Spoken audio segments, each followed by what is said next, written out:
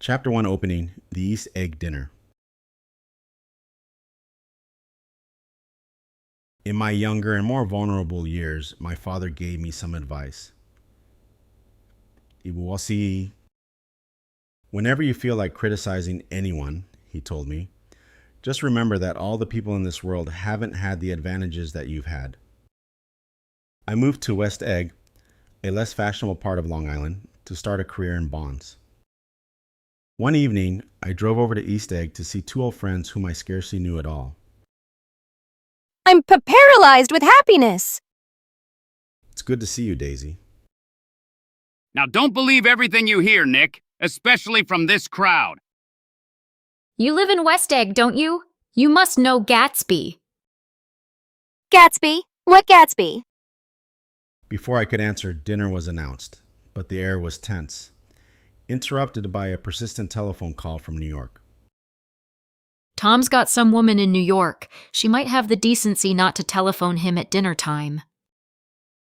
To Nick.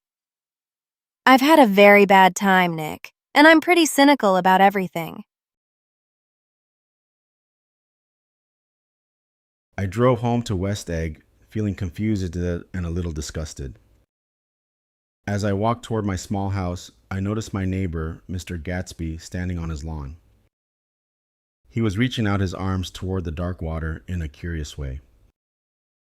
I looked seaward and distinguished nothing except a single green light, minute and far away, that might have been the end of a dock. When I looked once more for Gatsby, he had vanished, and I was alone again in the unquiet darkness. Chapter 2 The Shadow of the City. About halfway between West Egg and New York, the motor road hastily joins the railroad for a quarter of a mile. This is a valley of ashes, a fantastic farm where ashes grow like wheat into ridges and hills. We're getting off. I want you to meet my girl. We stopped at a repair garage owned by a spiritless man named George Wilson. Get some chairs, why don't you, George? Tom, I've been waiting for you. I want to see you. Get on the next train. Later, in a smoky apartment in the city, the party grew loud and vulgar. Daisy!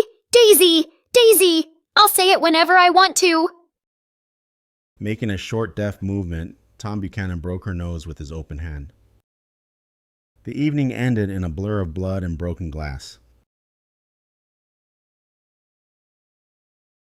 Chapter 3 The Colossal Party. There was music from my neighbor's house through the summer nights. I was finally invited. I felt like a guest who had been expected, yet somehow out of place. I heard he killed a man once. A young lady whispered he was a German spy during the war. I wandered through the garden until a man roughly my age smiled at me. I'm Gatsby. I thought you knew, old sport. I'm afraid I'm not a very good host. You're Gatsby? I was looking for the host, but I suppose I found him. Your face is familiar. Weren't you in the 3rd Division during the war? Chapter 4 The Secret History. Look here, old sport. What's your opinion of me anyhow? I hardly know you. I'll tell you God's truth. I am the son of some wealthy people in the Middle West. All dead now. Later that day, Jordan Baker told me the real story. Gatsby bought that house so that Daisy would be just across the bay. He's been waiting 5 years just for a glimpse? He wants you to invite her to tea. He wants to see her again, and he wants her to see his house. Chapter 5 The Reunion. The day for the tea arrived. It was pouring rain. Gatsby was a nervous wreck, almost knocking over my clock in his anxiousness. Is this absolutely where you live, my dearest one? She saw him. For a moment, neither spoke. I'm glad to see you again. We've met before. 5 years next November. Later, as we toured Gatsby's mansion, he began to throw his expensive shirts before us. They're such beautiful shirts. It makes me sad because I've never seen such beautiful shirts before. I saw that the expression of bewilderment had come back into Gatsby's face, as though a faint doubt had occurred to him as to the quality of his present happiness. Chapter 6. The Illusion Cracks. James Gatz, that was his real name. He had spent years inventing J. Gatsby. Tom and Daisy attended one of his parties, but it was a disaster. The magic was gone. She didn't like it. She didn't have a good time. I wouldn't ask too much of her. You can't repeat the past. Can't repeat the past? Why, of course you can. I'm going to fix everything just the way it was before. She'll see. Chapter 7. The Hottest Day. On the hottest day of summer, we all gathered at the Plaza Hotel, tension thick as the humidity. What kind of a row are you trying to cause in my house anyhow? Your wife doesn't love you. She's never loved you. She loves me. You're crazy. Daisy, that's not true, is it? I did love him once, but I loved you too. Daisy, tell him. Tell him you never loved him. Oh, you want too much. I love you now. Isn't that enough? She looked at Gatsby, her eyes filled with terror. She began to retreat back into the safety of Tom's hard, cruel world. On the drive back, we encountered a crowd at Wilson's garage. A woman lay dead in the road. Myrtle Wilson, struck by a yellow car that didn't stop. Gatsby, were you at the wheel? No.